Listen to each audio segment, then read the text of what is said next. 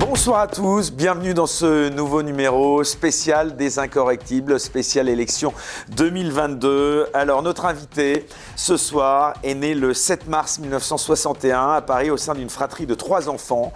Passionné d'histoire, lecteur boulimique des mémoires de guerre du général de Gaulle, il est issu d'une famille de la classe moyenne profondément attachée à la France. Dès l'âge de 13 ans, il se passionne pour la politique et prend en fait et cause pour le candidat du gaullisme social Jacques Chaban-Delmas. Cet attachement aux valeurs du gaullisme ne l'a jamais quitté. Au cours de ses études à Sciences Po, il s'engage auprès de Philippe Séguin car il retrouve en lui cette exigence gaulliste, l'indépendance nationale, le sens de l'État et l'humanisme républicain.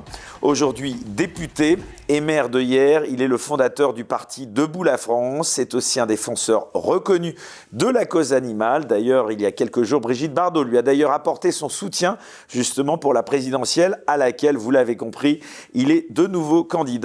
Figure bien connue des Français, il dispose pourtant d'un faible temps de parole dans les médias dits mainstream, une parole souvent loin de la doxa médiatique, recrachée par d'autres candidats plus conventionnels. Voilà ce que l'on peut lire sur son site internet de campagne. Nous sommes donc ravis de l'accueillir ce soir dans Les Incorrectibles. Nicolas Dupont-Aignan, bonsoir. Bonsoir à vous. On est ravis de vous accueillir ce soir. Alors, cher Nicolas Dupont-Aignan, nous allons ce soir faire une émission de fond, au cours de laquelle nous allons évoquer votre programme politique, comme vous l'avez malheureusement trop peu souvent évoqué dans les médias. Je pense que vous serez d'accord avec moi, puisqu'on vous a assez peu vu, en tout cas moins que lors des campagnes présidentielles précédentes. Mais comme nous avons le temps ici, je vous propose d'abord de commencer par évoquer votre situation politique à quelques jours, donc maintenant, de l'élection présidentielle et 5 ans, je le disais, après la dernière élection à laquelle vous aviez obtenu 4,7% des suffrages des Français, ce qui n'est pas rien. Première question, quel est votre objectif pour cette élection présidentielle ? Réveiller les Français. Leur dire qu'aucune élection n'est jouée. Leur dire que s'ils ne se réveillent pas avant le 10 avril, ils vont subir une horreur pendant 5 ans. Et je le pense profondément. Et quand je dis les réveiller, c'est leur dire, mais je suis autant écœuré que vous de ce qui se passe. Mais quand on est écœuré de quelque chose, soit on se bat et on réagit, soit on subit et c'est fini.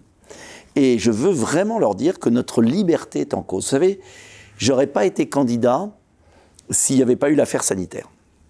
S'il n'y avait pas cette dérive orwellienne de notre société, que je ressens par tous les pores de ma peau, si j'avais pas mené ce combat toutes les nuits à l'Assemblée contre le pass sanitaire, pass vaccinal, on va y venir en si détail. J'avais pas vu ces conflits d'intérêts au sommet, et si j'avais pas vu surtout la lâcheté des autres. Parce que quand Éric Zemmour dit bon, ça me gêne pas un pass sanitaire, quand Lassalle se trompe et s'abstient, alors après il s'est rattrapé. Quand Marine Le Pen navigue entre les gouttes, peut-être que c'est bien au début, pour pas déplaire, mais il y a un moment, ça veut dire qu'en fait, quand il y a une adversité, moi j'ai tenu, et je suis candidat pour la liberté des Français, pour leur dire, rien n'est foutu, et plus j'aurai de voix, plus nous serons forts, et je suis convaincu que s'il y a 47 millions d'électeurs qui vont voter, tout est possible. Ce que je voudrais que les gens comprennent, c'est que mécaniquement, Macron n'est fort que de sa clientèle, qui ne dépasse pas les 15% d'électeurs. S'il y a 50% de participation, il a 30% des voix, et il est réélu au second tour. Si il y a 90% de participation, il n'est même pas au second tour, parce qu'il n'a pas de marge. Vous comprenez ce que je veux dire ? C'est mathématique, mais les gens ne le comprennent pas, parce que ça paraît qu'ils ne sont pas dedans toute la journée. Et puis ils sont abrutis, et ce n'est pas eux qui sont abrutis, ils sont abrutis et on leur déverse des tonnes d'informations. Cette manipulation mentale, jamais vue dans l'histoire de la République, est digne d'un régime fascisant, totalitaire. Alors moi j'aimerais juste revenir sur ce qu'on évoquait au début de cette émission. Qu'est-ce que vous pensez, comment vous expliquez ce traitement médiatique qui est fait de votre campagne présidentielle c'est très simple. Cette année ? Il ne faut pas un antisystème républicain, humaniste, modéré. Parce qu'un antisystème qui ne dresse pas contre lui une partie de la population, il est dangereux au second tour. ça va vous paraître prétentieux ce que je vais vous dire, que surtout quand on a les sondages que j'ai. Mais ni Zemmour, ni Mélenchon, ni Le Pen ne gagnent au second tour. Mais moi, on m'a jamais testé. Et on m'a étouffé, tué dans l'œuf. Il fallait tuer dans l'œuf Dupont-Aignan. Donc, 15 heures de temps de parole depuis janvier, quand Mme Hidalgo, qui est derrière moi dans les sondages, en a 55 heures. Quand M. Jadot, qui est la voix de son maître atlantiste, en a 70 heures. Quand Marine Le Pen en a 150 et quand Macron en a 160. Et Pécresse, je ne sais pas combien. Donc voilà, si vous voulez, en fait, je pense qu'ils ont compris qu'ils sont minoritaires dans leur propre pays, parce qu'ils ne sont pas idiots. Mais pour gouverner un pays tout en étant minoritaire, il faut que les alternatives soient repoussantes, ou du moins le plus repoussantes possible. Et donc, il faut qu'elles soient le plus extrémistes possible.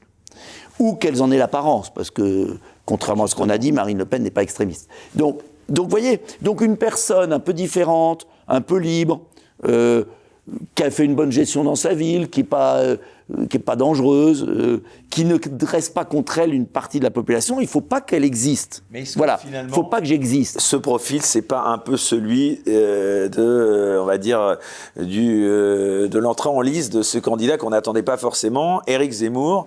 Est-ce que c'est pas lui qui aura un peu participé de votre marginalisation ? Oui, pas tant que ça, mais Éric Zemmour a coché toutes les cases.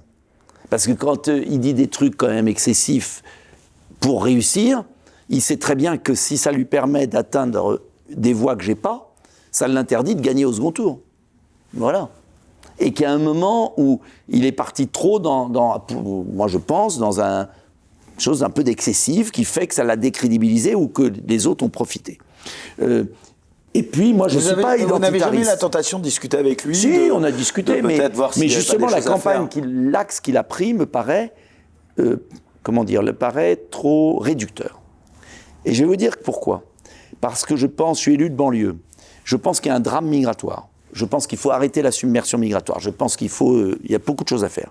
En revanche, je pense qu'il y a des Mohamed, des Karim et des Fatima qui sont d'excellents Français, et je les ai manifestés avec eux pendant les manifestations contre le pass sanitaire. Et eux, ils sont assimilés. Il y en a qui ne sont pas assimilés, qu'il faut dire dehors, mais il y en a qui sont assimilés. Et je ne ferai jamais de différence entre Français. Ils sont Français, ils ne sont pas la même origine, ils ne sont pas la même religion, mais pour autant, ce sont de bons Français. Et ce n'est pas parce qu'il y a des voyous qui s'appellent X ou Y que tous ceux qui s'appellent comme ça sont des voyous. Et j'ai connu des Français de souche très cons. Vous voulez dire l'amalgame, quoi, pas d'amalgame. Je n'aime pas l'amalgame là-dessus parce que, je vais vous dire pourquoi. Parce qu'on a besoin d'eux pour gagner, la France. La France a besoin d'eux. Et on aura d'autant plus besoin d'eux qu'on sera ferme vis-à-vis de l'immigration clandestine, vis-à-vis des barbus, vis-à-vis de tous ceux qui surfent sur la haine. Vous comprenez ? Et donc, moi je pense qu'il faut, et je l'ai dit 100 fois même à Éric Zemmour, on en parlait quand on déjeunait ensemble, je lui disais, mais il n'y a pas 5 millions de personnes qui ne seraient pas bonnes pour la France. C'est pas vrai. Il y a une assimilation qui s'est faite. Vous avez des médecins, des infirmières, des avocats, des gens très bien. Et ceux-là, imaginez ce qu'ils ressentent. Et donc, ça fracture. Et comme Macron ne gagne que par la division des autres, je pense que ce n'est pas la bonne voie. Et moi, je pense que la bonne voie, c'est de se rassembler sur l'essentiel, c'est-à-dire l'indépendance de la France, la liberté des Français, la dignité des Français par le pouvoir d'achat, le produire en France, résoudre les problèmes quotidiens. Vous savez ? Et on résoudra les problèmes quotidiens si on est indépendant, si on est libre. Voilà. Et ça paraît peut-être simpliste, mais c'est clair dans ma tête.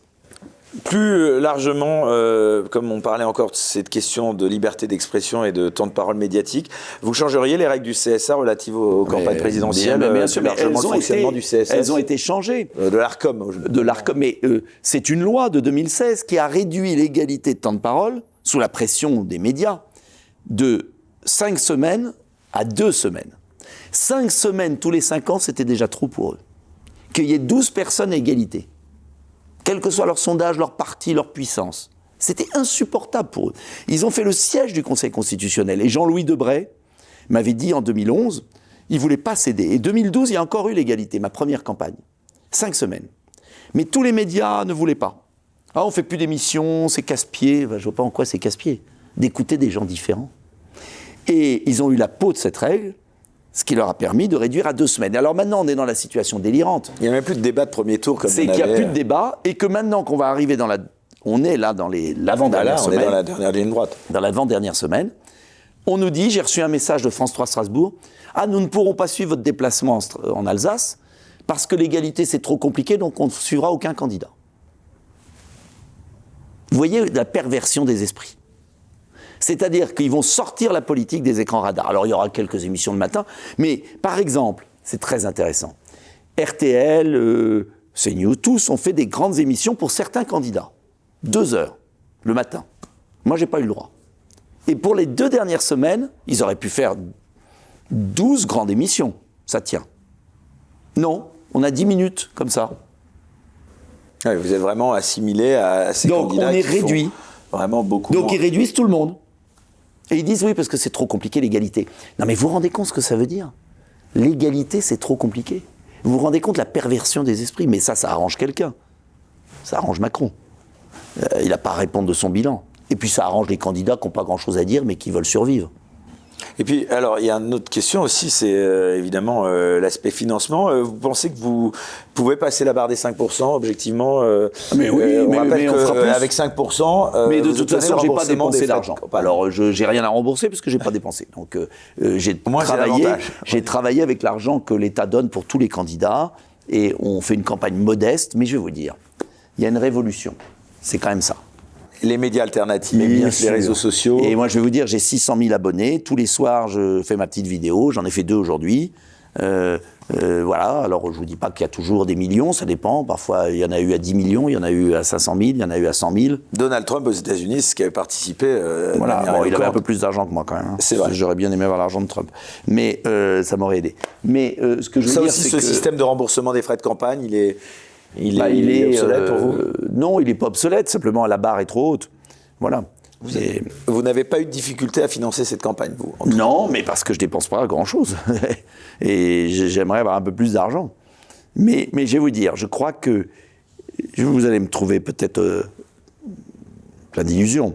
Mais je crois que les Français savent où on est. Ceux qui veulent voter, ils peuvent voter. Et je leur dis, secouez-vous, quoi. Réveillez-vous. Et il y a quand même une prise de conscience énorme dans l'opinion.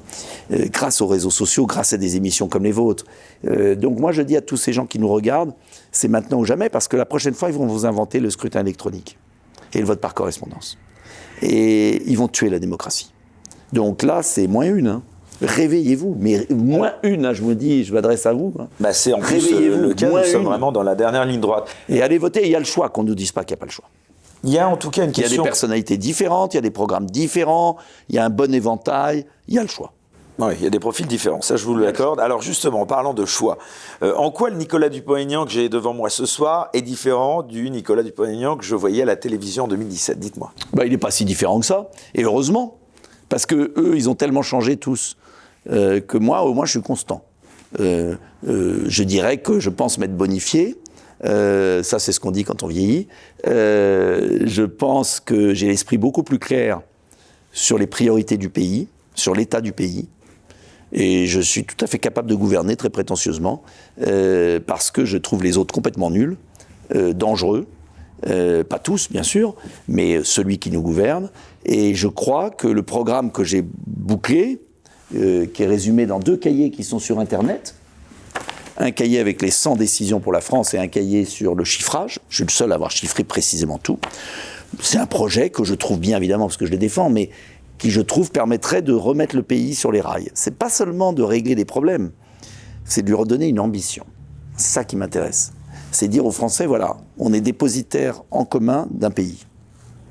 Est-ce qu'on le sauve ensemble? Ensemble. Pas toi t'es comme ci, toi t'es né là, toi t'as le prénom machin, toi t'as... Non. Est-ce qu'on le sauve ensemble? Et qu'est-ce qu'on se donne comme étape?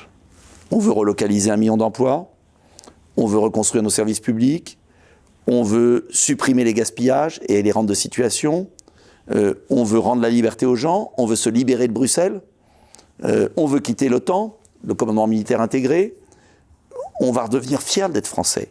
Bien sûr qu'on va bosser, on va trimer, mais on va être fiers d'être Français. Comment vous définissez politiquement Nicolas Dupont-Aignan? Gaulliste. Oui, mais aujourd'hui, tout le monde se revendique du gaullisme. On a l'impression, Chirac l'était, Sarkozy aussi. Même Macron reprend à son compte la figure du général, tout comme Zemmour, Le Pen. Qu'est-ce qui fait de vous un vrai gaulliste et les autres non? Je n'ai pas donné des brevets. Ce qui fait, c'est que c'est quoi le gaullisme aujourd'hui? L'indépendance, la démocratie. C'est pas à Mme von der Leyen de décider pour nous. C'est pas à M. Biden de décider pour nous. L'indépendance, la démocratie, le référendum. Je veux gouverner par référendum. Un référendum sur les grands choix et le RIC, référendum d'initiative citoyenne. C'est fondamental. Ça, c'est quand même une énorme différence avec les autres. Il n'y a pas eu de référendum depuis 2005. Ils l'ont violé. Sur tous les sujets? Oui. Et le RIC, c'est sur tous les sujets. 500 000 signatures. Faites un référendum. Y compris la peine de mort? Mais oui. Et alors, il n'y a pas de sujet interdit. Si les Français veulent la rétablir, c'est leur choix. Et au nom de quoi il y aurait... À titre personnel, vous seriez... Moi, à titre personnel, je n'y suis pas... J'y serais plutôt... si vous voulez, je ne veux pas rouvrir ce débat à titre personnel qui fracture. Parce que je pense qu'il faut se concentrer sur l'essentiel. Et que c'est plutôt symbolique. Maintenant, quand je vois François Hollande qui donnait l'ordre de descendre des djihadistes à l'étranger, c'est pas une peine de mort sans justice? Donc, j'ai pas de religion dessus. Simplement, je pense qu'il faut tout faire, si vous voulez, pour apaiser la société française après un mandat d'opposition et concentrer les énergies, les belles énergies des Français, sur des objectifs atteignables, vitaux. Voilà. Or, pour moi, ce qui est vital, c'est contrôler l'immigration, parce qu'on ne peut plus assimiler, c'est rétablir l'ordre, c'est produire en France, c'est sauver les mondes ruraux, les services publics, et c'est donner une belle éducation. Belle éducation. Mais alors là, vous dites qu'il y a des profils différents, mais en tout cas, sur cette partie du programme, vous êtes assez nombreux. Hein. Il y a un embouteillage, il y a Marine Le Pen, il y a Éric Zemmour, il y a vous. Mais après il y a le choix. Il y a un embouteillage aussi à gauche, si vous pensez à Roussel, Hidalgo, Jadot. Bon, c'est la démocratie, vous avez le choix. Et vous devez prendre la personnalité qui vous paraît au premier tour la plus conforme à vos convictions et ne pas vous fixer sur les sondages. Les sondages, manipulent les gens. Ils sont interdits dans certains pays 8 jours avant. Pour qu'on arrive vierge, en fonction de quel est celui qui serait le mieux président et qui a le meilleur programme. Voilà le choix que vous devez faire. C'est tout. Alors, vous avez été rejoint par Florian Philippot, qui a annoncé qu'il se ralliait à votre candidature. C'est une bonne nouvelle. Voilà, racontez-nous un petit peu. Écoutez, on a manifesté ensemble. J'ai manifesté à ses côtés parce qu'il a été très courageux. Et vous étiez depuis très longtemps, ça, il faut vous reconnaître ça. C'est Fabrice Divisio qui a annoncé aussi qu'il vous soutenait. Attendez, je me souviens, c'était la première manif ou la deuxième, au mois de janvier. Vous avez été sensible à ce ralliement aussi de Fabrice Divisio? Très sensible, très sensible. Parce que c'est un peu la récompense de l'honnêteté quand même. On avait les pieds dans la neige, il faisait un froid de canard. On n'était pas nombreux devant le ministère de la Santé. Et Florian Philippot m'avait invité, je suis venu. Et on avait même signé une lettre, co-signé avec François Asselineau, une lettre sur les médicaments qui soignaient le Covid, qui ont été interdits en France ou freinés. Le plus grand scandale sanitaire et d'État. La chloroquine, l'ivermectine. Mais vous savez qu'il y a fort débat là-dessus. Ah bah oui, il y a fort débat. En attendant, vous allez sur Internet, vous avez l'étude sur l'ivermectine. Il y a toutes les études, il y en a des centaines. Vous les savez lire. Il y a un site, ivermectine, avec toutes les études. Tout. Et vous allez creuser, vous allez voir que j'ai raison. Alors, j'y peux rien. Et j'en suis heureux parce que ça a sauvé des milliers de vies, des dizaines de milliers de vies, sauf en France. Et moi, j'ai été sauvé par l'ivermectine, voilà. Et j'en connais des dizaines. Voilà. Et les médecins qui le prescrivent se sont fait le professeur Raoult. Le professeur Raoult, un grand bonhomme. Moi, j'aimerais le mettre ministre de la Santé. Ah. Bah oui. Attention, parce que la dernière personne, c'était Valérie Pécresse qui avait cité des noms de ministres potentiels. Elle les avait pas contactés, évidemment, donc je suppose pas que vous avez contacté le professeur Raoult. Non, mais il connaît mon admiration pour lui. Et vous pensez qu'il accepterait? Je sais pas, je pense, oui. Ah oui. Mais attendez, c'est énorme ce que vous nous dites là. Je pense. Donc le professeur Raoult serait ministre de la Santé? Ah oui. Sous Nicolas Dupont-Aignan. Oui. Alors je ne dis pas qu'il a dit oui, mais au fond, comment il pourrait refuser un tel défi?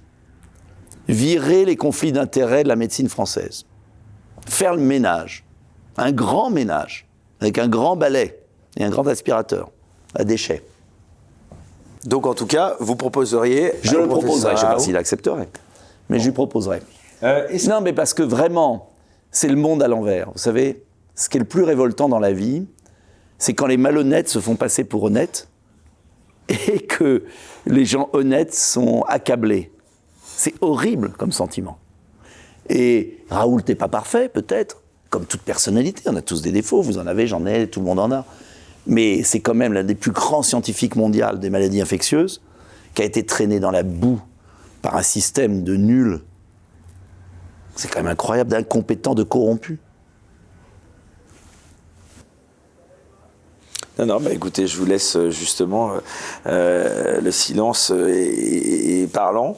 En tout cas, sur cette question aussi de la Ve République, est-ce que vous la garderiez en l'état? Un gaulliste, c'est évidemment un pro-Ve République, non? Pas obligatoirement, parce qu'il y a la Ve originelle, et De Gaulle, vous savez, n'était pas un homme de doctrine à répéter, de nostalgie. Quel changement vous envisagez? D'abord de revenir à son esprit. Grand pouvoir au président, mais contre-pouvoir avec le référendum. Ils ont pris les pouvoirs et ils méprisent le peuple. Premier point. Deuxième point, la 5e, c'était que le peuple français décidait pour lui-même. Là, c'est l'Union européenne qui décide pour nous. Voilà pourquoi je veux un référendum sur l'appartenance à l'Union européenne. C'est ça le sujet prioritaire du référendum. Oui, première question fondamentale, mais pas avec le Frexit en face, avec le traité que j'ai proposé, les accords, parce que ce n'est pas un traité, c'est un accord intergouvernemental, simple, qui permettrait de gérer le remplacement, je dis le remplacement de l'Union européenne par une Europe des nations libres et des projets à la carte. C'est-à-dire on retrouve nos frontières, on retrouve nos lois, on retrouve notre budget, mais en revanche on coopère sur des projets, le numérique, l'aide à l'Afrique, la transition écologique, mais à 3 ou 4 pays, comme on veut. Voilà, c'est une révolution. On garde le mieux de l'Europe, mais on enlève le pire. Ça, c'est très fort. Et c'est ça le référendum. Si nos partenaires acceptent cet accord, eh bien, je consulterai les Français, soit c'est la sortie complète, soit c'est cet accord. Le Frexit, quoi. Soit le Frexit, soit ce nouvel accord. Soit nos partenaires refusent l'accord que je leur propose pour reconstruire l'Europe sur des bases solides. Finalement, vous êtes un peu le prolongement de la candidature de François Asselineau, s'il avait pu aller jusqu'au bout. Oui, mais pas dans le même esprit, parce que François Asselineau dit toujours « sortie, sortie, sortie ». Les Français ne voudront pas sortir s'il n'y a pas une alternative. Donc mon esprit, c'est de dire « je vous propose une alternative ». C'est pas soit l'Union européenne horrible, soit on est tout seul. C'est soit l'Union européenne, soit on est seul, mais en bonne compagnie avec des amis. C'est pas parce que vous n'êtes pas marié avec quelqu'un que vous ne connaissez pas d'autres gens. Voilà, il y a quand même entre les deux, il y a entre tout l'un et rien, il y a une marge. Et je demande à tous les souverainistes de lire mon projet, de lire mon traité alternatif. C'est la belle Europe des nations, où chaque nation est libre, mais où on peut coopérer pour se renforcer mutuellement. Voilà, c'est simple. C'est comme une copropriété. On a un syndic, mais ce n'est pas le syndic qui fait la loi dans son appartement. Et le syndic, il existe, s'occupe des parties communes. Les ascenseurs, l'escalier, le code de l'immeuble. Mais il ne s'occupe pas de votre vie. Là, le syndic a tout pris. Et même en plus, maintenant, il vous vaccine, enfin, il vous donne des injections de force. Et elles sont souvent dégueulasses, les parties communes, d'ailleurs, au passage. Oui, il ne s'occupe pas des parties communes, et il vous fout des injections dans le corps, parce qu'il est copain avec le fabricant. Pour revenir donc sur votre volonté de réinstituer de la politique participative du référendum, le RIC, on le disait, bon, l'évocation de la peine de mort, l'Europe... Non, la peine de mort, j'ai dit... Vous n'y êtes pas favorable, non, mais j'ai dit que si jamais il y avait une demande... C'est les Français qui décident. D'accord. Le mariage gay, par exemple, ça pourrait être aussi... On ne change pas, il existe. Après, s'il y a un référendum contre, eh ben, il y a un référendum. Mais... les Français ont du bon sens, vous savez. Mais comprenez ceux qui disent que le référendum, c'est aussi une façon de manipuler l'opinion. Non, écoutez, je préfère le référendum que la manipulation quotidienne de Télé-Macron. Hein ? Télé-Macron, matin, midi, soir. Il y a un moment, il faut Français. Alors, j'ai un slogan que j'ai failli mettre, mais j'ai pas osé. C'était éteignez la télé, allumez vos cerveaux. Voilà. Et ça, je l'ai vu sur Internet, ça m'a beaucoup fait rire. éteignez la télé, allumez vos cerveaux. Eh ben, C'est pour ça qu'ils ne m'invitent pas trop, remarquez, vous avez compris. Ouais. Et que vous êtes sur Internet où les cerveaux sont bien allumés, je le confirme, surtout sur cette chaîne Les Incorrectibles. C'est pour ça, parce qu'en fait, si vous voulez, s'ils ne m'invitent pas, c'est que je les fatigue, et qu'en fait, ils comprennent, et au fond, je vais vous dire, je suis le miroir de leur mauvaise conscience. Parce que vous êtes journaliste. Et les journalistes ne sont pas tous mauvais, loin de là. Et ce sont des gens qui font un métier très utile à la démocratie. Moi, je crois au journalisme, à la démocratie. C'est un très beau métier. Et ils sentent bien qu'il y a un truc qui déconne. Ils le sentent bien, ils ne sont pas idiots. Et ils sont tiraillés entre leur conscience professionnelle et en même temps leur obligation de vivre. Et je suis certain qu'au fond d'eux-mêmes, ils se disent, il n'a peut-être pas complètement tort, le gars. Et donc, quand on est tiraillé, on l'a tous été, vous dans votre métier, moi aussi, quand j'ai quitté l'UMP, parce que je supportais plus de ne pas pouvoir me regarder dans la glace. Eh bien, à un moment, on n'aime pas la personne qui... Il y en a qui l'ont quitté puis qui sont revenus. Hein. Valérie Pécresse, elle l'a quitté. Oui, mais enfin, elle l'avait quitté pas parce qu'il y avait des désaccords idéologiques. Enfin bon, quand il s'agit de revenir pour être soutenu par le parti... Mais ce que je veux dire, vous savez, tous ces gens, quand on a un cas de conscience, et que vous avez quelqu'un en face qui vous crie la vérité, bah vous avez envie de le faire taire. Vous l'avez jamais regretté, ce caractère incontrôlable, j'allais presque dire. Ah non, mais ça, c'est ce que m'a dit un jour Sarkozy sur le panneau. Moi aussi, on me l'a dit récemment. Bon, je lui ai répondu, pas du tout incontrôlable, libre, voilà. pas achetable. C'est pas la même chose. Parce qu'ils vous font passer pour incontrôlable, alors que vous êtes simplement pas corrompu. Vous êtes honnête face à vous-même, vos convictions. Tous ce les que vous autres sont êtes. corrompus. Non, bien sûr. Mais ils ont fait des compromis permanents. Pourquoi j'aime bien Philippot ? C'est qu'il a quitté un parti qui était à 25% pour être tout seul au début et défendre ses convictions. Bah, je trouve ça chapeau, comme j'ai fait, moi. Donc il y a quand même besoin à un moment dans ce pays de gens... on peut se tromper, on n'est pas parfait, on n'a pas la science infuse, mais il y a un peu besoin quand même d'authenticité, de sincérité. Sinon, ce monde n'est pas respectable. Le clivage gauche-droite, il a encore un sens, selon vous, Nicolas Dupont-Aignan ? Non, fondamentalement, non. Non, parce que Macron est un homme d'une droite du fric, voilà, de la gauche bobo. Vous préférez le clivage souverainiste-mondialiste ? Oui, parce que je pense que c'est le plus... C'est quand même un des clivages... Enfin, je pense qu'en fait, les clivages se superposent. Qu'il y a plusieurs clivages, il n'y en a pas un qui se remplace. Vous n'êtes pas fait un peu voler, finalement, votre programme par les autres, justement, par certains, en tout cas, parce que vous étiez le premier, je suis ravi que certains reprennent mon programme, par exemple, sur les autoroutes, la nationalisation. Je suis ravi, mais ça prouve que je sers à quelque chose. Vous savez, moi, je vais vous dire... Le souverainisme, c'est vrai que vous êtes... C'est quoi aujourd'hui le souverainisme pour vous ? C'est la démocratie. Les élections sont dans le cadre national. Voilà. Donc quand on vote pour un président, un programme, un parlementaire, ça sert à rien parce que c'est l'Allemagne, l'Angleterre, enfin plus l'Angleterre, les États-Unis qui décident, et les Chinois maintenant. Enfin, on est quand même entre nous. Je vais me lâcher, je suis chez vous. Je vais vous parler franchement. On est colonisé. On est colonisé. Là, c'est plus un combat souverainiste qu'on va devoir mener. C'est un combat pour l'indépendance. D'ailleurs, j'ai mis sur ma profession de foi... c'est différent. On subit toutes les colonisations.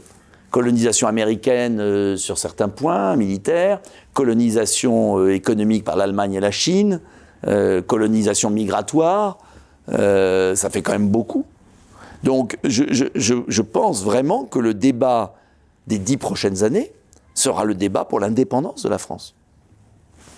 Comment vous expliquez qu'il n'y ait pas une alliance des souverainistes ? Je pense aussi bien de Michel Onfray, Éric Zemmour, en passant par vous. Tiens, Onfray, qu'est-ce qu'il est devenu ? Qu'est-ce qu'il fout, Onfray ? Je l'appelle, Michel Onfray, vous êtes génial, et vous avez tellement peur de vous mouiller que vous ne faites plus rien. Vous pourriez faire un cours de philo là-dessus. Il y a un moment, faut bouger, quoi. Michel Onfray, il devrait me soutenir, entre nous. Bon, mais pourquoi il ne le fait pas ? Parce que, mais petit machin. Philippot, il avait envie d'avoir ses signatures, Florian. Il ne les a pas eues, il me soutient. Et puis moi, si je ne les avais pas eues, qu'il y en a un autre qui les avait eues, je l'aurais peut-être soutenu. Vous voyez, on n'est pas comme ça. Il faut absolument rassembler. Je suis le seul qui défend la liberté et l'indépendance à cette élection. Le seul. Après, les autres le font plus ou moins, avec des nuances. Attention, je ne suis pas le seul à être parfait. Vous étiez allié à Marine Le Pen, on s'en souvient. Au second tour, oui, je ne le regrette pas. Et est-ce que J'ai fait mon devoir. Et est-ce que si ça se passait de nouveau, si elle était de nouveau au second tour face à Emmanuel Macron, Ben, on verra. vous pourriez envisager de nouveau de vous allier avec elle? On verra ce qui se passera, comment, je n'en sais rien. Je ne sais pas ce qu'elle proposera, comment elle sera, où elle en sera. En tout cas, vous n'y êtes pas fermé. Mais je ne suis fermé Il n'y a à pas rien eu de pour battre divorce Macron. après 2017. Il y a eu des désaccords. Mais c'est la vie. En tout cas, je ne suis pas dans une Continuez optique... de vous parler régulièrement? On se croise légèrement, on ne se parle pas profondément, parce que le temps passe vite. Non, parce que chaque point de pourcentage va compter. Hein, On n'en est pas là.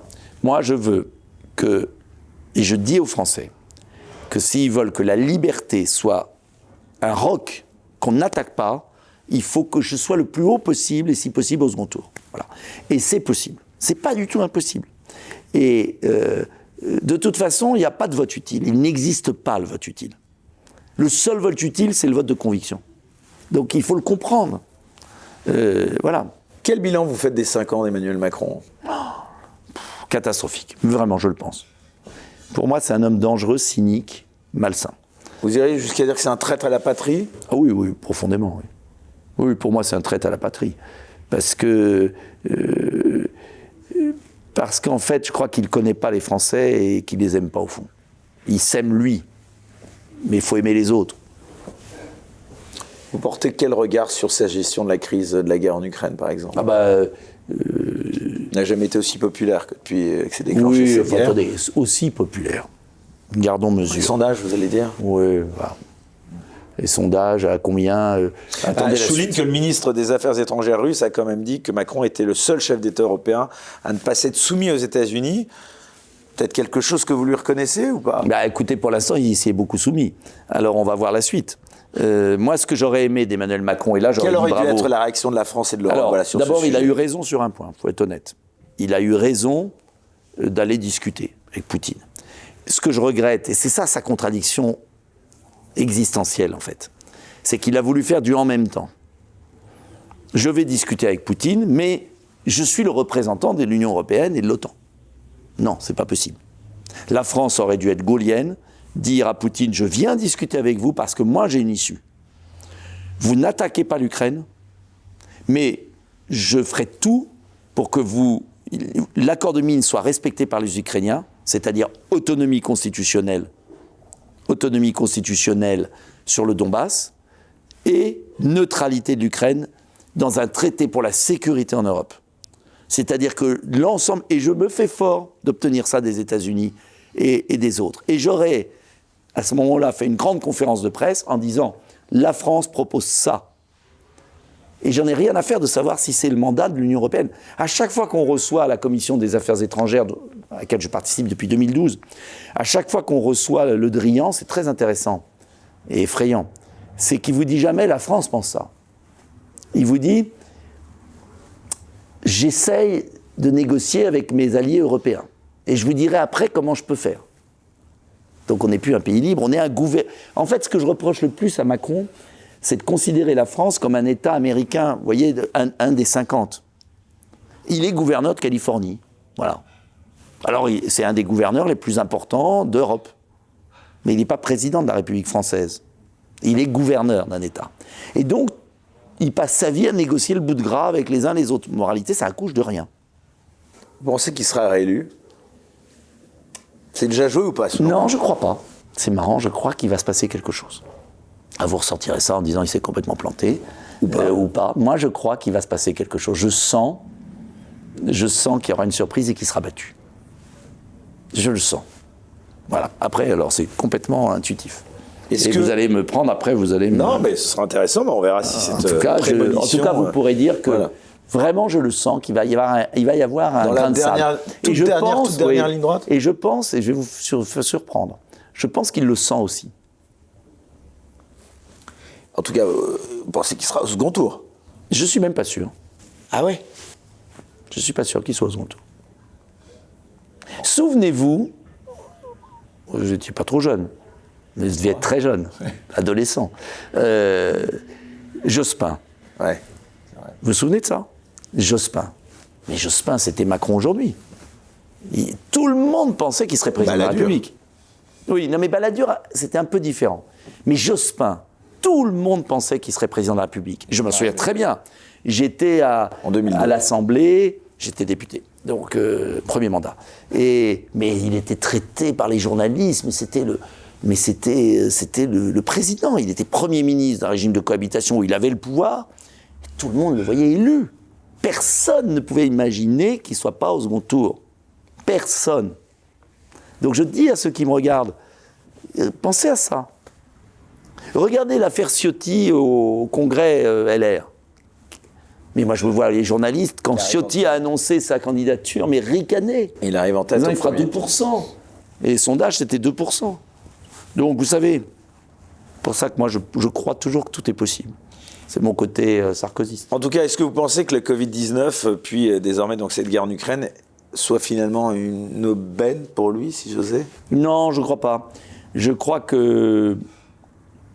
Pour Macron? Je crois qu'en fait, j'espère que la manipulation par la peur et le chantage émotionnel ne font pas une politique. Et je l'ai dit, on a un cœur, tous. C'est abominable ce qui se passe en Ukraine. On peut condamner la Russie, j'allais dire l'Union soviétique, vous voyez, la Russie, mais on a un cerveau. Et ce que je veux vous dire, c'est que l'Europe joue sa survie là comme puissance. C'est quand même paradoxal que ce soit moi qu'on accuse d'être souverainiste qui pense à l'Europe puissance. Et l'Europe puissance, elle a besoin de la Russie. On ne comptera pas au XXIe siècle s'il n'y a pas une grande alliance qui va de l'Atlantique à l'Oural. Et ce qui me rend malade dans ce qui se passe aujourd'hui, c'est qu'à cause d'un conflit régional de 3 millions d'habitants, on est en train d'affaiblir l'Europe pour 50 ans. De jeter la Russie dans les bras de la Chine, de se jeter, nous, dans les bras des États-Unis, de couper le monde en deux. Donc c'est gravissime ce qui se passe. Et tout ça parce qu'on a des ânes à la télé qui ne comprennent rien, qui n'ont pas étudié, qui n'ont pas regardé, qui n'ont pas réfléchi. Donc ça m'énerve, vous voyez. Et je pense vraiment qu'il y a un danger terrible. Et ça me fait de la peine de voir mon continent sombrer dans une surenchère complètement absurde, comme toutes les guerres. Mais celle-là, vous savez, parce que j'avais des journalistes là, à l'Assemblée qui me disaient oui, alors c'est la Russie qui a agressé, oui, d'accord. Bon. Mais comme si jamais on s'entendra avec la Russie, plus jamais. C'est faux. La France et l'Allemagne ont été en guerre pendant des siècles. Et on a quand même fait une réconciliation. Donc demain, il est évident que dans 50 ans, la Russie et l'Ukraine seront ensemble. Et vous irez jusqu'à comparer cette situation à celle de l'Allemagne et de la France entre l'Ukraine, là, et la Russie, ils bombardent des villes, parce qu'il y a des civils qui meurent, c'est horrible. Donc, il faut, notre devoir, avec un peu de recul historique, et si on a un peu de vision du monde, c'est bien de comprendre qu'actuellement, on a une analyse inculte et auto-centrée, occidentalisée, je sais pas comment on peut dire, centrée, occidentalo-centrée. Parce que ce qui est très intéressant, nos alliés africains se sont abstenus à l'ONU, 13 pays d'Afrique. L'Inde, l'Iran, Israël, la Chine, le monde bascule. Et nous, les Occidentaux, on voit rien. Et on est en train de s'isoler nous-mêmes. Alors qu'on a besoin de la Russie, de ses ressources naturelles, de sa défense de la civilisation européenne. Donc c'est complètement aberrant. Tout ça parce que les Russes et les Ukrainiens se tapent sur la gueule depuis des années sur un problème du Donbass, qui est tragique, mais quand même, on peut peut-être avoir... dans la cour de récréation, quand il y a deux gamins qui vont se tuer, on les sépare. On ne prend pas parti pour l'un ou pour l'autre, on les sépare. Et moi, je crois que là, l'Occident a une très grave responsabilité de ne pas avoir séparé. Et je pense qu'il faut trouver le plan de paix équilibré, je l'ai proposé. Il n'est peut-être pas parfait, mais on doit pouvoir y arriver. Et Israël a un comportement très intelligent dans cette affaire. Alors Nicolas Dupont-Aignan... Mais comme là, on ne le cite plus. Ouais. Ah oui, quand Israël fait quelque chose qui intéresse la France, on cite Israël matin, midi et soir. Quand Israël n'intéresse plus la France, là, on n'en parle plus. Pourtant, ils ont une position intelligente. Nicolas Dupont-Aignan, j'aimerais qu'on revienne à la politique dite intérieure. Donc, je parlais de Florian Philippot. Rendre aux Français leur liberté, c'est la première partie de votre programme politique pour cette campagne. Comment est-ce que vous comptez vous y prendre pour rendre aux Français cette liberté qu'ils ont perdue au cours de cette crise sanitaire ? C'est très simple. D'abord, ça dépend des Français. Alors, il faut qu'ils vous m'aidiez. Mais plus j'aurai de millions de voix, plus nous rendrons la liberté aux Français. Parce que imaginez que des millions de voix se portent sur ma candidature à la surprise générale, même si je n'accédais pas par malheur au second tour, imaginez qu'il y ait des millions de voix sur ma candidature. Cela voudrait dire quoi ? Cela voudrait dire que les Français ont compris le piège dans lequel on les met. Et qu'on les a mis pendant l'affaire sanitaire avec la vaccination, l'injection plutôt de force. Donc, la Covid-19, c'est votre priorité à l'heure actuelle ? Ah oui, parce que c'est ma priorité. Attention. La gestion de la Covid-19 a été la révélatrice d'une dérive liberticide qui peut se reproduire sur n'importe quoi. Tiens, par exemple, je lisais, là, j'ai reçu une association aujourd'hui de défense des automobilistes et j'y avais pas pensé. Vous savez, les histoires de ZFE, là. Vous savez, vous n'avez pas la bonne voiture, vous ne pouvez pas accéder aux métropoles. C'est un scandale absolu. Ça coûte cher. Et puis, qui peut se payer une voiture à 50 000 euros ? Bon, incroyable. Bon. Mais c'est beaucoup plus pervers. Pourquoi ils ont décalé ? Parce que la vidéo-verbalisation n'est pas prête. Ça veut dire quoi ? Ça veut dire que demain, ils veulent nous mettre des mâts partout qui flashent les plaques d'immatriculation pour savoir si vous avez le droit de rentrer là ou pas. Donc ce qu'on a vécu avec le QR code, pourquoi j'ai réagi brutalement ? Ce qu'on a vécu avec le QR code m'était pour moi insupportable. Alors, je suis peut-être particulier. Ce serait quoi, voilà, les premières mesures que vous prendriez si vous étiez suppression définitive, bien sûr, de l'état d'urgence, qui marche jusqu'au 31 juillet, là. Deuxièmement, suppression du pass sanitaire vaccinal. Vous pensez qu'on va pouvoir peut-être y revenir ? Il y a des gens qui ont dit... Mais bien sûr qu'ils veulent y revenir. Et la loi est là. Demain matin, ils vous racontent... Vous pensez que c'était électoraliste, mais bien sûr. Ce pass ? Demain matin, il vous dit il y a un variant machin, les hospitalisations augmentent, on remet le pass vaccinal, vous devez faire votre 4e dose, votre 5e. Donc, c'est très grave. Donc, il faut absolument, supprimer l'état d'urgence sanitaire, supprimer le pass vaccinal et sanitaire. Il faut réintégrer les soignants exclus et les indemniser et leur rétablir leur droit à la retraite. Ce sont des milliers de Français qui ont préféré perdre leur gagne-pain pour défendre l'intégrité de leur corps. Chapeau. Des pompiers, pas des policiers, parce qu'eux, comme ils ont besoin de la matraque, le gouvernement, ils n'ont pas osé demander aux policiers. Les pompiers, les infirmiers, les médecins, j'en ai vu encore sur le marché d'Asnières, la dimanche, qui pleuraient. Mais vous imaginez le gâchis, on s'est privé de milliers, et on a fait travailler des gens positifs pour remplacer des gens qui avaient refusé de se faire vacciner, mais qui étaient négatifs. Non mais... C'est un enjeu de civilisation pour vous, cette crise de la Oui, Covid-19 ? parce que c'est une dérive vers un monde avec l'identité numérique européenne qui nous prépare, où ils veulent interconnecter la santé, l'identité, et après l'argent. Quand vous aurez connecté votre identité, votre état de santé et votre compte bancaire, c'est un totalitarisme monstrueux. Hitler et Staline n'en avaient pas rêvé. Nicolas Dupont-Aignan, se présenter à une campagne présidentielle, c'est évidemment choisir. Hein, évidemment, on le dit au premier tour, c'est choisir. Ça veut dire donc exclure les autres et donc se positionner aussi par rapport aux autres. Par exemple, quel regard vous portez sur le programme de Valérie Pécresse ? Elle s'est fortement rapprochée de vos positions depuis son élection comme candidate du Parti Les Républicains. Je suppose que ça vous a un petit peu agacé ou... Alors j'ai décidé de ne pas parler des autres parce qu'on en parle tellement. Non, mais pour expliquer ce qui vous différencie. Moi, ce qui me différencie, vous le savez très bien, c'est l'Europe. C'est que Valérie Pécresse énonce parfois des choses réalistes, mais si elle ne rompt pas avec les traités européens d'aujourd'hui, elle ne peut pas le mettre en œuvre. Et comme on nous a fait le coup socialiste ou républicain pendant 30 ans, les gens ont quand même compris l'arnaque. Voilà. Deuxième point, je suis en désaccord avec elle sur l'affaire de la liberté, parce qu'elle voulait quand même confiner les non-vaccinés. Donc ça, je ne peux pas l'accepter. Et je lui ai dit d'ailleurs, c'était pas possible. Vous comprenez donc pas qu'Éric Zemmour, par exemple, ne veuille pas faire de l'Europe un véritable tête de campagne afin de ne pas cliver sur ce sujet ? Je trouve que c'est une erreur. Mais attention, moi, j'ai pas dit... moi, la différence de Florian Philippot, d'Asselineau, je ne suis pas Frexit. Je suis retrouvons notre liberté totale si les autres n'acceptent pas une organisation confédérale. Donc, c'est clair, c'est précis, mais c'est moi qui me rapproche le plus de Florian Philippot et d'Asselineau.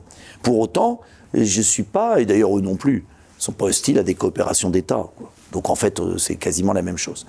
C'est un problème de formulation. Donc vous, votre thème principal, c'est l'Europe? Non, mon thème principal, c'est la liberté, parce que c'est encore plus grave. D'accord. Parce que c'est la liberté individuelle. Pour moi, j'ai mis choisir la liberté. Vous verrez la profession de foi que vous allez recevoir. Et l'affiche. Choisir la liberté. C'est la liberté de la France, c'est la liberté individuelle. Jamais j'aurais imaginé, mais vraiment, franchement, que enfin, comment on pouvait imaginer, il y a même 3 ans, que j'aurais été obligé de me battre politiquement pour la liberté individuelle dans mon pays, la France.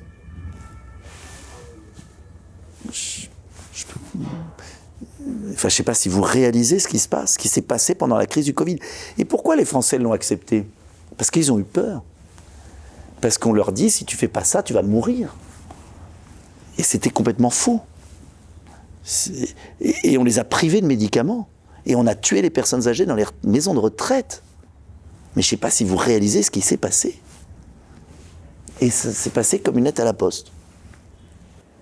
Ce scandale de la gestion aussi des personnes dites de nos aînés en EHPAD. C'est monstrueux ce qui s'est passé. Orpea. Ah oui, il y a le scandale Opéra, mais moi je pensais aussi au Rivotril. Ouais. Moi je pensais aussi au livre Les Fossoyeurs qui dénonçait la gestion des personnes âgées en EHPAD. Parce qu'il n'y a plus d'État, parce que le poids de l'argent a infiltré tout.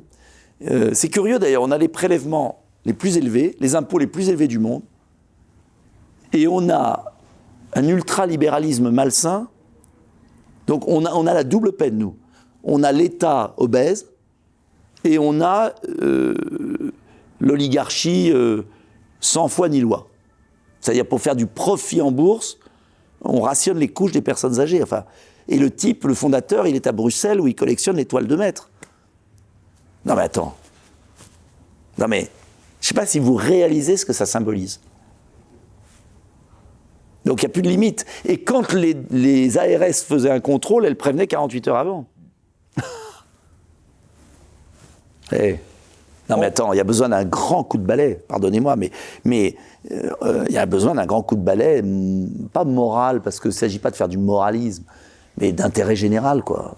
Il y a un sujet qui a fait beaucoup parler, pardon, encore une fois, de vous parler d'un de vos concurrents, mais bon, c'était cette proposition d'un ministère de la remigration, d'Éric Zemmour.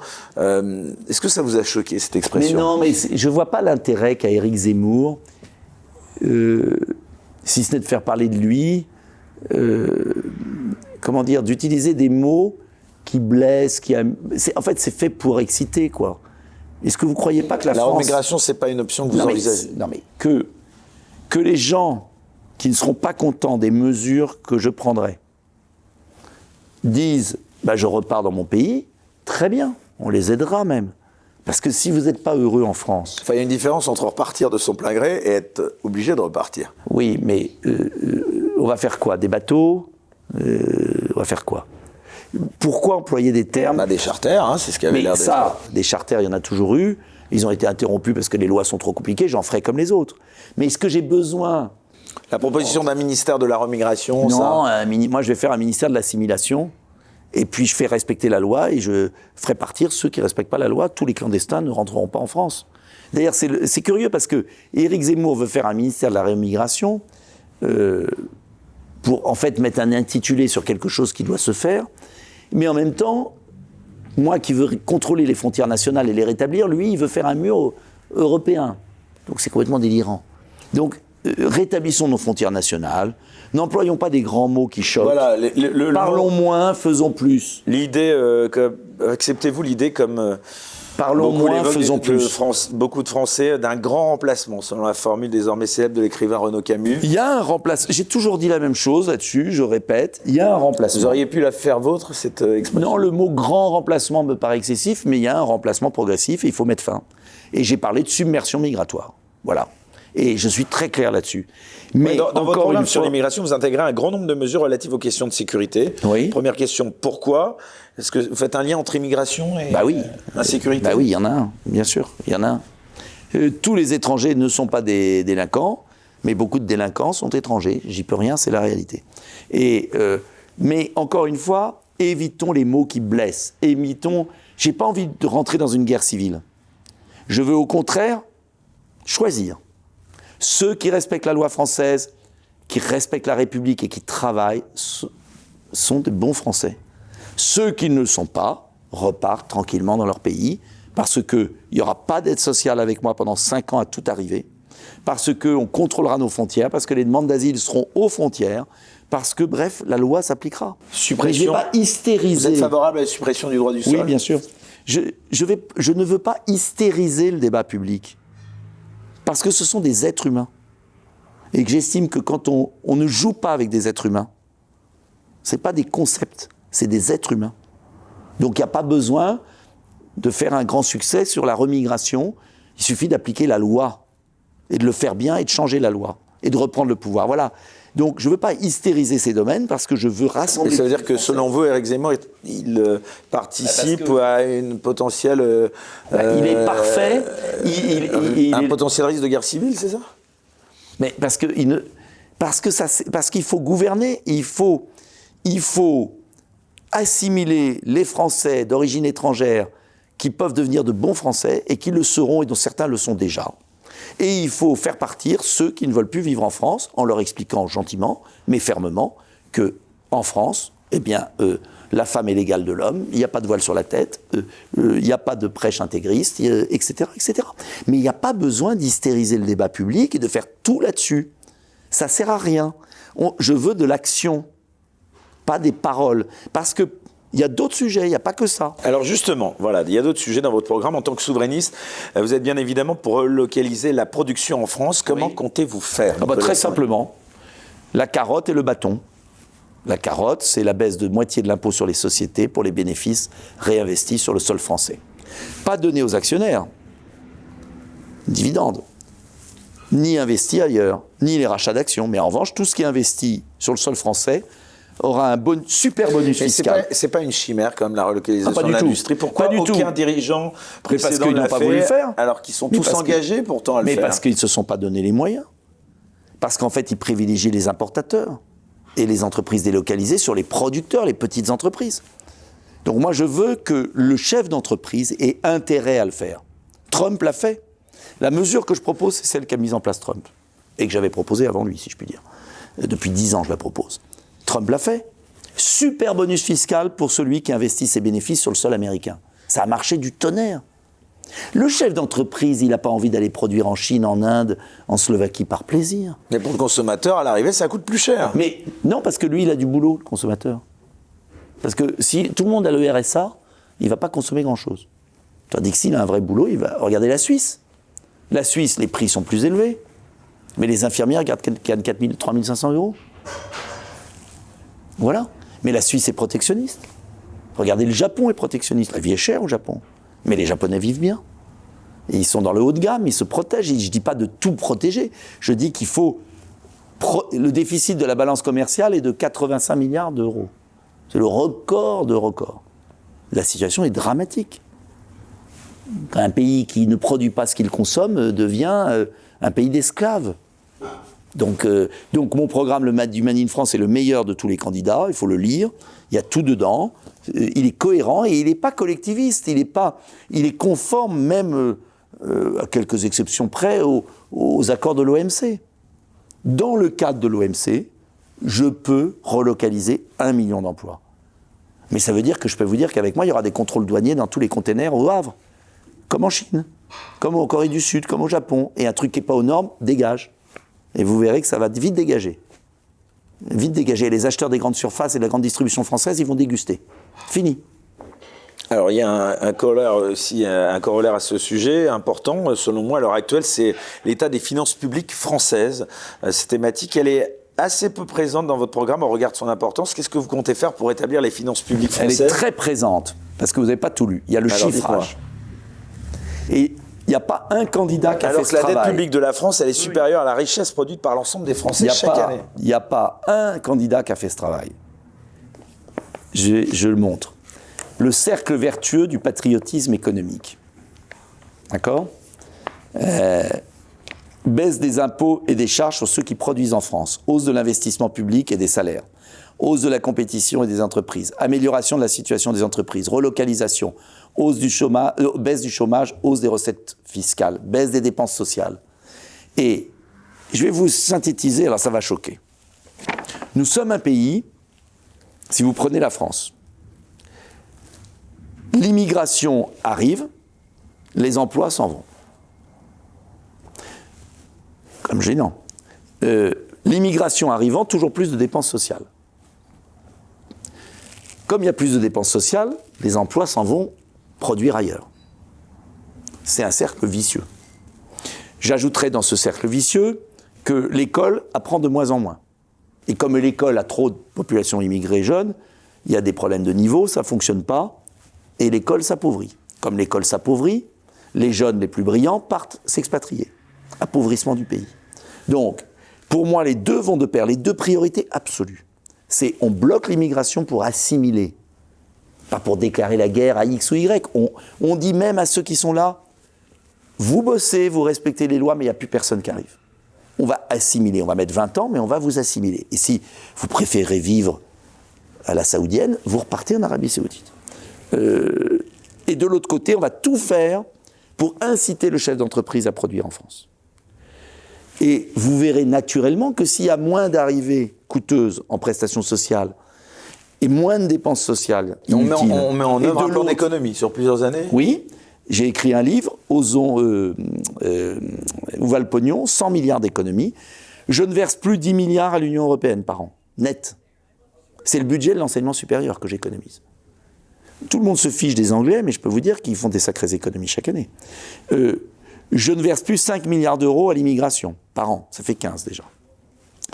Je gagne, entre 10 et 20 milliards sur les fausses cartes vitales, qui sont souvent liées à l'immigration. J'économise déjà très vite 30 à 35 milliards. Ces 30 à 35 milliards, je les mets en récompense du travail, augmentation du pouvoir d'achat avec un 13e mois pour tous, par baisse des charges salariales qui ne pèsent pas sur l'entreprise.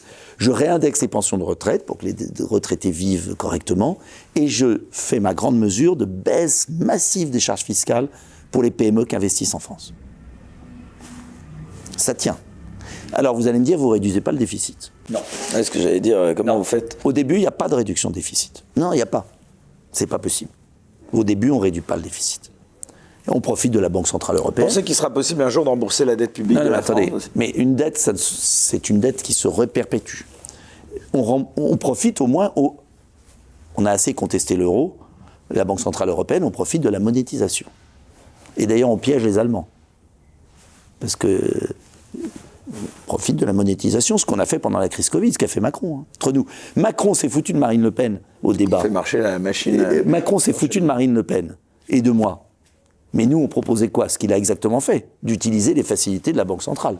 Sauf qu'au lieu d'utiliser ça pour payer les gens à être enfermés chez eux en toute inutilité, moi, je veux utiliser ces facilités de la Banque centrale pour baisser les charges des gens qui produisent en France et pour récompenser le travail de ceux qui bossent. Au bout de 3-4 ans, on va retrouver des forces compétitives. On va baisser nos dépenses sociales parce qu'il y aura plus d'emplois. On va regagner des parts de marché. Et à ce moment-là, on va commencer à réduire notre déficit et notre dette. Vous comprenez la différence ? D'abord, on reconstitue la production. Sinon, la dette augmentera toujours parce que moins on produira, plus on s'endettera. Donc, je prends le problème dans l'autre sens. Produire français, c'est la clé de tout. Mais pour produire français, il faut baisser les charges sur les PME qui produisent en France. Sinon, on ne va pas les forcer à produire en France. Nicolas Dupont-Aignan, alors, parce je ne sais pas si je suis clair. Non, si, c'est très clair, justement. Le temps passe pour la dernière... Je ne dis pas que c'est facile à faire, mais il faut le faire. Bah oui, j'allais vous dire justement comment... Vous connaissez le célèbre parabole. J'apprends à pêcher plutôt qu'à donner du poisson. Oui. Et bien, produire français, c'est apprendre à pêcher. Donc, je veux apprendre à pêcher, c'est-à-dire que je veux que le peu d'argent que je vais avoir dans les caisses aille à la baisse des charges sur les PME qui investissent en France. Alors, sauf à me Mais tromper, uniquement elles, j'insiste. Parce que le MEDEF qui demande qu'on baisse toujours tout, si c'est pour que les boîtes fassent du rachat d'actions et rémunèrent des actionnaires de l'Ohio ou du Kansas, ça ne m'intéresse pas. Alors, Nicolas Dupont-Aignan, sauf à me tromper, vous n'abordez pas dans votre programme la question du nombre de fonctionnaires en France. Plusieurs candidats à droite proposent, excusez-moi de les rappeler encore, de les réduire de manière drastique et y voient une source d'économie. Oui, mais ce sont les mêmes... Qu'est-ce que vous comptez faire sur ce sujet ? Je vais vous dire, ce sont les mêmes qui, dans le chapitre d'après, disent qu'on manque de soldats, de policiers, de gendarmes, d'infirmiers. Donc vous ne touchez pas aux fonctionnaires? C'est pas que je touche pas, je les stabilise, il ne faut pas les augmenter. On n'augmente pas le nombre et on redéploie à l'intérieur. Parce qu'on doit quand même recruter 40 000 soldats dans mon programme. On doit recruter 30 000 policiers, dont 10 000 douaniers, pour contrôler les frontières. Ça fait quand même 70 000 agents de sécurité pour rétablir la sécurité et l'ordre dans le pays, protéger la France. Donc ça veut dire que dans d'autres secteurs, il faut continuer à renouveler les enseignants, il faut renouveler les infirmières et mieux les payer. Donc ça veut dire que, on l'a chiffré, tout est dedans. Ça veut dire que je fais des économies de productivité dans certaines fonctions publiques, là où il y a de la mécanisation, de l'informatique, du numérique, de manière à ce qu'on égalise, je puisse recruter sans augmenter la masse de fonctionnaires. Mais les 4-5 premières années, on ne pourra pas baisser. Voilà, ensuite, quand le pays ira un peu mieux, on pourra commencer à décroître. Pour l'instant, il faut déjà éteindre l'incendie de la sécurité publique et des armées. Les 4-5 premières années, si vous avez un mandat de 5 ans, pardon. Ah oui, mais moi, si j'arrive, c'est pour 10 ans. sûr. On travaille pour 10 ans, on ne va pas arriver pour 5 ans. Alors justement, on rétablira le septennat. Réponse brève. Ah, vous êtes pour un rétablissement du septennat? Avec un référendum, oui, bien sûr. Avec avoir 14 ans de Nicolas Dupont-Aignan? Eh bien, ça serait une très bonne nouvelle. Je suis resté 22 ans dans ma ville, maire. Et on a transformé la ville. Désendetté, transformé. Et j'ai été réélu à 80%. 80% dans une ville qui était de gauche. Alors, de 30 000, donc excusez-moi, rassurez-vous, je ne vais pas m'appesantir 15 ans, mais c'est pas ça que je demande. Ce que je veux vous dire, c'est que je propose le septennat avec un référendum révocatoire à mi-mandat comme en Californie. C'est-à-dire qu'au bout de 3 ans et demi, s'il y a 1 million, 2 millions de signatures, il y a un référendum, est-ce qu'on veut que M. Machin s'en aille? Ou on le remplace par quelqu'un d'autre? Alors, Nicolas Donc, vous voyez, on met sous pression la personne. On arrive aux 5 dernières minutes de l'émission. Je vais me faire un peu le Laurent Ruquier de cette émission. Bah oui, vous allez comprendre pourquoi. Sans faire de la psychanalyse de comptoir. Je vous observe, je me souviens de vous lors des campagnes précédentes. J'ai l'impression que vous êtes moins agressif, moins offensif. Alors, 2 questions. Est-ce que c'est une volonté de vous présidentialiser davantage, comme peut-être on le dit de Marine Le Pen? Est-ce que c'est parce qu'il y a les élections législatives derrière? Pas du tout. Vous avez été élu à 52%. 53. 53, bon, enfin, c'était un petit peu moins de 80%. Non, mais alors, je vais vous dire, j'ai été élu 5 mandats. Non, mais au final, je veux presque vous faire une suggestion. Est-ce que, pour que votre parole soit peut-être plus entendue, est-ce que vous ne devriez pas être plus offensif, plus agressif que vous ne l'êtes? Peut-être, mais je crois que peut-être médiatiquement, oui, sans doute. Vous me donnez un conseil, on va durcir le ton, mais parce que j'ai peut-être vieilli ou que je suis plus raisonnable, enfin plus combatif sur le fond et peut-être moins provocateur sur la forme. Peut-être, mais sur le fond, je suis beaucoup plus révolutionnaire et offensif que je l'étais avant. C'est ça qui est paradoxal. Mais c'est peut-être aussi parce que je dis des choses plus fortes que je n'ai pas besoin de faire de la provocation. Et puis peut-être aussi parce que je suis un peu lassé du système médiatique permanent. Vous voyez, si c'est pour dire il faut pas s'appeler Mohamed et il faut un ministère de la remigration pour qu'on vote pour vous, la preuve, ça ne marche pas tant que ça d'ailleurs, parce que ça plu puis ça retombe. Moi, je suis plutôt du style marathonien. Donc je pense que à l'usure, les gens peuvent comprendre ce que je veux et il peut y avoir une bonne surprise. Voilà. Et je le fais en sincérité. Après, on a les défauts de ses qualités, on a les qualités de ses défauts. Je ne peux pas vous dire, mais vous savez, je ne pense pas que les Français veuillent obligatoirement des excités. Non, je pense. Et puis c'est peut-être une question d'âge, tout simplement. On attache plus d'importance au fond qu'à la forme. En tout cas, j'ai peut-être tort dans un pays où le système médiatique attache plus d'importance à la forme qu'au fond, ça c'est sûr. Mais je fais confiance aux Français. En tout cas, ce sera du tout sauf Macron si par malheur pour vous, vous n'êtes pas au second tour. Tout sauf Macron, et c'est vous appelleriez à voter aussi bien Éric Zemmour que Jean-Luc Mélenchon, que Marine Le Pen. Non, attends, je n'appelle pas à voter n'importe comment. D'abord, j'ai appris en 2017 que les Français détestent les consignes de vote et votent par eux-mêmes. Donc, ils n'ont pas besoin de consignes de vote. Les Français sont assez grands. D'accord ? Donc, On verra où on en sera. Je souhaite être au second tour. Je me fais tout pour être au second tour. Et je demande aux Français d'aller voter. Eh bien, ce sera le mot de la fin. Votre emploi du temps est très, évidemment, important et stressé, tendu, on le suppose. Donc, vous nous aviez accordé 1 heure, donc on va le respecter. Un peu plus. Merci beaucoup, Nicolas Dupont-Aignan. On vous souhaite donc tout le meilleur. Et merci de votre pour liberté d'informer, qu'on soit à égalité. Je vous en remercie. Eh bien, écoutez, pour nous, c'est une règle, même un devoir. Donc, merci beaucoup de nous avoir écoutés. Merci à vous, téléspectateurs, spectateurs, hein, puisque sur Internet, enfin, peu télé, puisqu'on peut envoyer le flux, vous savez, via les téléconnectés. Donc aujourd'hui, être à la télé, ça ne veut plus forcément dire être dans les médias mainstream. Merci à vous tous de nous avoir suivis. Merci d'être plus nombreux à chaque émission, de nous mettre des pouces levés à chaque fois. Ça nous touche beaucoup. On se retrouve très rapidement pour un nouveau numéro des Incorrectibles. Et d'ici là, je ne cesse de le répéter, restez les Incorrectibles. Très bonne fin de soirée.